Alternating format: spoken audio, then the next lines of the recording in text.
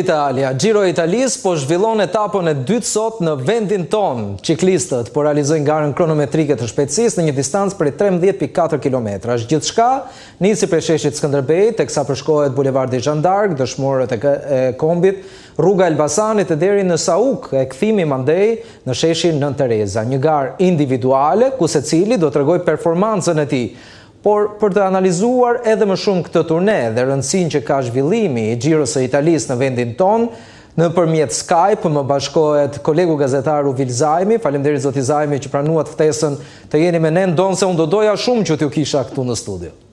Faleminderit, së dyti një përshëndetje për ju, për gjithë teleshikuesit tuaj, dhe treta ishte pamundur pra, dhe jam afër me ju, por është krejtësisht e pamundur një bllokim total. Kështu që jemi detyruar ta bëjmë këtë bisedë pra në lidhje Skype-it. E drejt, flasim më vonë për këtë, ndërkohë që në studio me mua ndodhet zoti Mejdin Melhani, Nini Melhani, ndryshe trajneri kombëtarës shqiptare të ciklizmit. Faleminderit që jeni këtu me ne. Faleminderit dhe ju për ftesën. Na bashkangjitet gjithashtu Andrea Castadello, shefi ekzekutivi Villier Triestina. Lo detto bene, no? Sì. Grazie per esserci con noi. Grazie a voi dell'invito. Andrea është italian, e kuptohet tani që duhet përktimin ta bëj edhe unë në këtë rast. E nis nga ai, Andrea, come ha trovato l'Albania? Si e gjetët Shqipërinë, si ju duket Tirana? L'Albania ha trovato un paese che si sta sviluppando molto velocemente e quindi un paese che anche per il ciclismo può avere un ottimo sviluppo in futuro. Shqipëria është një vend që po zhvillohet shpejt dhe që uron që edhe ciklizmi të ardhmen të ketë vendin e vet. Pse e thot këtë? Nini, ne shqiptarët nuk jemi pjesë e një ngjarje kaq të madhe apo jo? Për fat të keq, Pse ndodh kjo? Ne kemi një traditë shumë të vjetër. Ne jemi në 100 vjetorin e ciklizmit shqiptar, sepse turi i parë, rrethi i parë ciklistik është bërë 1925. Ndodh kjo sepse për momentin porta e integrimit në lidhje me sportin në ciklizmit është e mbyllur.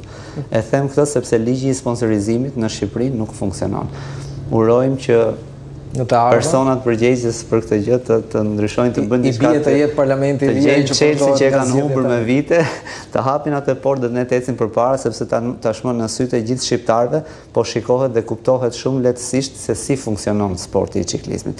Pra të gjithë emrat e skuadrave janë kompani që kanë sponsorizuar ekipet, siç edhe kompania Villier që ne jemi përballë ka bërë të njëjtën gjë. Gjë që nuk mund ta bëjnë për momentin me kushtet që ligji shqiptar ofron. E drejt. Andrea, abbiate quasi finito le due fasi, contento fin da adesso? Sì, contento. Pra u mbaruan dy fazat e para, çfarë kënaqësish apo hidhërimi ka marrë në këtë fazë? Contento per le prime due tappe del Giro d'Italia che si sono svolte qui in Albania.